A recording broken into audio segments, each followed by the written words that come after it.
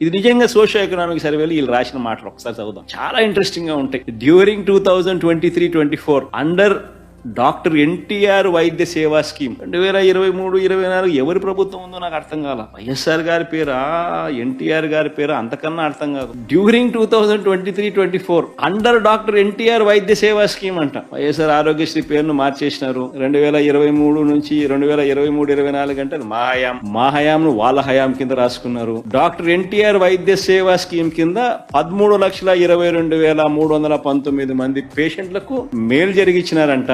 3,762 కోట్ల రూపాయలు ఖర్చు చేసినారంట.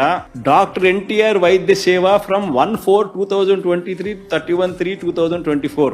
ఆ టైంలో ఎవరి ప్రభుత్వం ఉన్నది అంటే వైఎస్ఆర్సీపీ ప్రభుత్వం చేసిన Aarogyasri, doctor YSR Aarogyasri scheme ను 3,700 కోట్ల రూపాయలు ఖర్చు చేసి పేదలకు మంచి చేస్తూ 13,22,000